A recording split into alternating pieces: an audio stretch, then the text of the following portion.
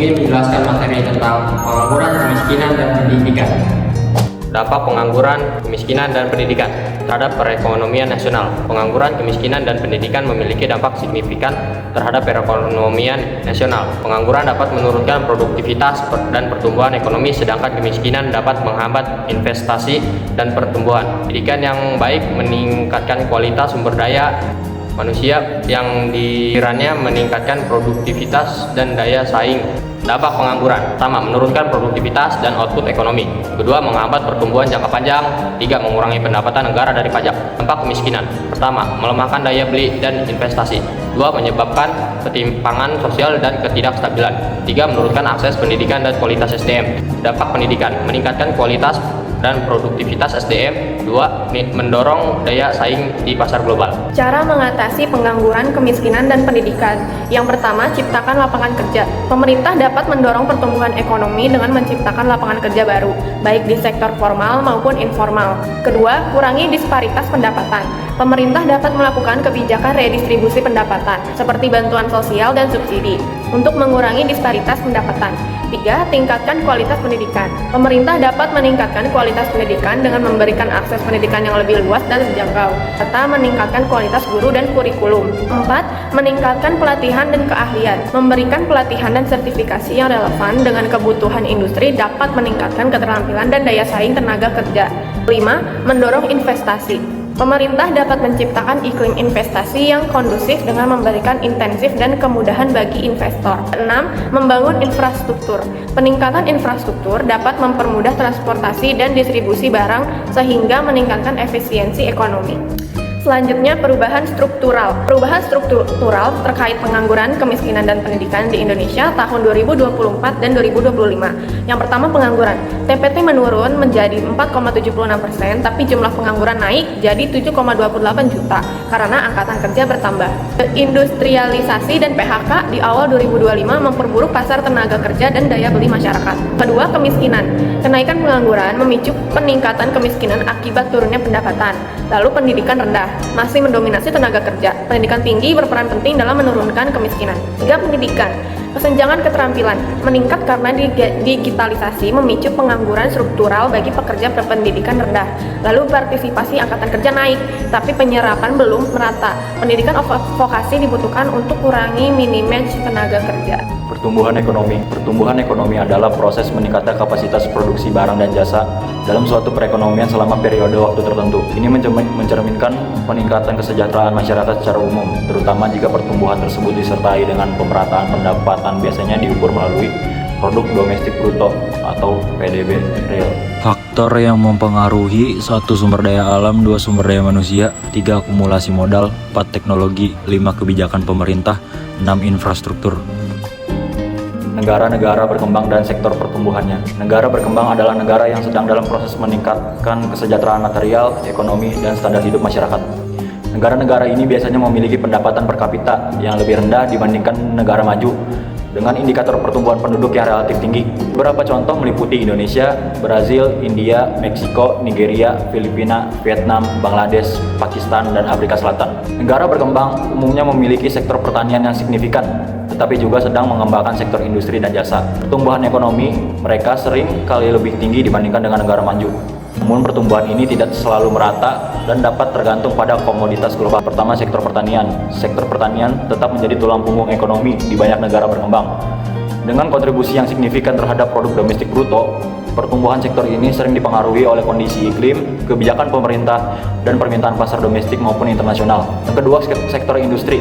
Sektor industri berkembang pesat seiring dengan meningkatnya investasi dan kebijakan hilirisasi yang mendorong produksi barang bernilai tambah. Industri pengolahan, manufaktur, dan pertambangan menjadi fokus utama dalam strategi pertumbuhan ekonomi.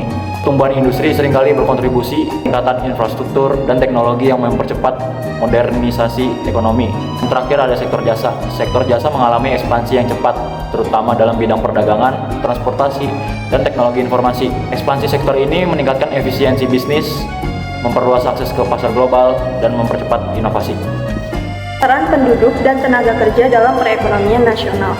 Peran penduduk. Yang pertama, sebagai konsumen yang menciptakan permintaan barang dan jasa. Yang kedua, sebagai sumber daya manusia yang mendorong pembangunan. Yang ketiga, meningkatkan kebutuhan akan infrastruktur dan layanan publik. Yang keempat, jika tidak dikelola bisa menjadi beban kemiskinan dan pengangguran. Peran tenaga kerja. Yang pertama, penggerak utama produksi dan pertumbuhan ekonomi. Yang kedua, meningkatkan daya saing nasional. Yang ketiga, sumber pendapatan nasional dan daya beli masyarakat. Yang keempat, menjaga stabilitas ekonomi dan sosial bila diserap dengan baik. Peran penduduk dan tenaga kerja terhadap pengangguran, kemiskinan, dan pendidikan. Terhadap pengangguran, pertumbuhan angkatan kerja pada Februari 2025, jumlah angkatan kerja Indonesia mencapai 153 juta orang, meningkat 3,67 juta dari tahun sebelumnya. Namun, tidak semua angkatan kerja terserap, sehingga jumlah pengangguran absolut naik menjadi 7,28 juta orang, meskipun tingkat pengangguran terbuka sedikit menurun menjadi 4,76%. Terhadap kemiskinan. Yang pertama, kualitas tenaga kerja. Tenaga kerja dengan pendidikan rendah cenderung bekerja di sektor informal dengan pendapatan rendah, memperbesar risiko kemiskinan. Yang kedua, pengaruh pengangguran. Kenaikan pengangguran absolut berdampak pada peningkatan kemiskinan karena menurunnya pendapatan rumah tangga dan daya beli masyarakat. Terhadap pendidikan. Pendidikan sebagai kunci kualitas tenaga kerja. Pendidikan yang lebih tinggi meningkatkan keterampilan dan produktivitas tenaga kerja, sehingga memperbesar peluang terserap di sektor formal dan mengurangi pengangguran serta kemiskinan. Yang kedua, kesenjangan pendidikan. Masih tingginya proporsi tenaga kerja berpendidikan rendah menunjukkan perlunya peningkatan akses dan kualitas pendidikan, serta pelatihan vokasi untuk menyesuaikan dengan kebutuhan pasar kerja modern.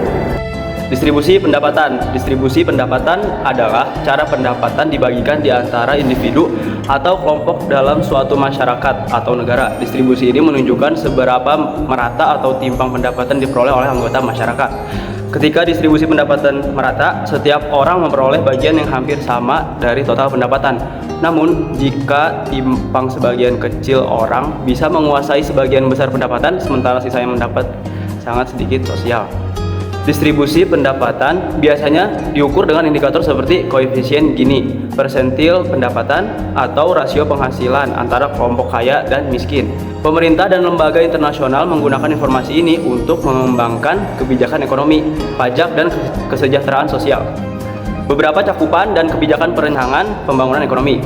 Cakupan perencanaan pembangunan ekonomi. 1. Pertumbuhan ekonomi menargetkan peningkatan PDB, produktivitas nasional, dan penciptaan lapangan kerja.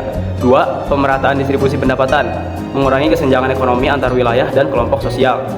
Yang 3. Pembangunan infrastruktur, mencakup transportasi, energi, komunikasi, dan fasilitas publik untuk mendukung pertumbuhan ekonomi. Yang 4. Pengembangan sumber daya manusia, fokus pada pendidikan kesehatan dan keterampilan kerja. 5. Peningkatan sektor prioritas seperti pertanian, industri, pariwisata, dan UMKM. Yang keenam, pengentasan kemiskinan dan pengangguran, program bantuan sosial, padat karya, dan peningkatan daya beli masyarakat. Yang ketujuh, pembangunan berkelanjutan, memperhatikan kelestarian lingkungan dan efisiensi sumber daya. Selanjutnya, kebijakan dalam perencanaan pembangunan ekonomi. Yang 1, kebijakan fiskal, pengaturan belanja dan pendapatan negara untuk mendorong pembangunan, misalnya peningkatan belanja infrastruktur. Yang kedua, kebijakan moneter, mengatur jumlah uang beredar, suku bunga, dan inflasi untuk stabilitas ekonomi. Yang tiga, kebijakan investasi, mendorong investasi dalam negeri dan asing melalui insentif fiskal dan keperizinan izin. Yang keempat, kebijakan perdagangan, mendorong ekspor, mengatur impor, dan menjalin kerjasama ekonomi luar negeri. Yang kelima, kebijakan pendidikan dan kesehatan untuk membangun SDM unggul yang mendukung pembangunan jangka panjang. Berikut adalah sumber referensi yang kami pakai untuk materi pengangguran, pendidikan, dan kemiskinan. Sekian presentasi dari kelompok kami, kurang lebihnya mohon maaf. Assalamualaikum.